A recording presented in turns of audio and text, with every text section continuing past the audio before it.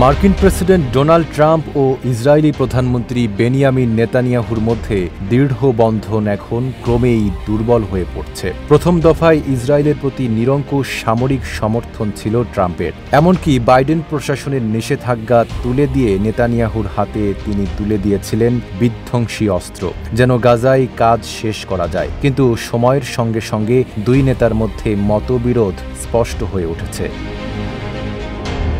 গাজা পরিস্থিতি নিয়ে ট্রাম্পের অবস্থান ছিল সম্পূর্ণ ভিন্ন। তার পরিকল্পনা ছিল যুদ্ধবিরতির মাধ্যমে অঞ্চলটিকে শান্ত ও বিনিয়োগ বান্ধব করে তোলা। যদিও শুরুতে ট্রাম্প এই যুদ্ধবিরতি বাস্তবায়নেও সফল হয়েছিলেন, কিন্তু নেতানিয়াহু পরে সেই চুক্তি ভঙ্গ করে গাজায় ফের হামলা শুরু করেন, যা ট্রাম্পের পরিকল্পনার পরিপন্থী। শিয়া বাটার ও ভিটামিন ই সমৃদ্ধ lily glam beauty soap. Lily, always beautiful. গাজায় স্থিতিশীলতা বজায় না থাকলে আরব দেশগুলোর সঙ্গে সম্পর্ক ও বিনিয়োগের সম্ভাবনা নষ্ট হবে বলে মনে করছেন ট্রাম্প। এই অবস্থায় হুতিদের হামলা ও ইসরায়েল আমেরিকার পাল্টা জবাবের ব্যর্থতা পরিস্থিতিকে আরও জটিল করে তুলেছে। তাই গাজায় নেতানিয়াহুর আগ্রাসনের বিরুদ্ধে স্পষ্ট অবস্থান নিচ্ছেন ট্রাম্প। একই সঙ্গে ইরান ইস্যুতেও দুই নেতার মধ্যে ব্যাপক মতভেদ দেখা দিয়েছে। নেতানিয়াহু যেখানে ইরানের পারমাণবিক স্থাপনায় অবিলম্বে হামলার পক্ষে, সেখানে ট্রাম্প এখনই সে পথে হাঁটতে রাজি নন।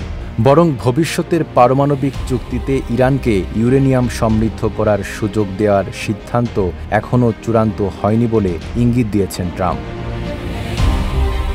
এই অবস্থায় নেতানিয়াহু কংগ্রেসের ইসরায়েলপন্থী প্রভাবশালী আইন প্রণেতাদের দিয়ে ট্রাম্পের উপর চাপ সৃষ্টি করছেন। সিনেটের টম কটন ও লিন্ডসে গ্রাহাম ইতোমধ্যেই ইঙ্গিত দিয়েছেন, ইউরেনিয়াম সমৃদ্ধকরণ সম্পূর্ণভাবে নিষিদ্ধ না থাকলে তারা কোনো চুক্তি মানবেন না। যদিও বাস্তবতা হলো নেতানিয়াহুর সমর্থক গোষ্ঠী তার থেকে ট্রাম্পকে বেশি সমর্থন করে, ফলে সরাসরি বিরোধিতা করে নিজের রাজনৈতিক ভিত্তিকে ক্ষতিগ্রস্ত করতে চাইছেন না নেতানিয়াহু। তবে ট্রাম্পের সাম্প্রতিক মধ্যপ্রাচ্য সফরে ইসরায়েলকে পুরোপুরি উপেক্ষা করাই এই সম্পর্কের টানাপোড়েনের এক নীরব দৃশ্য।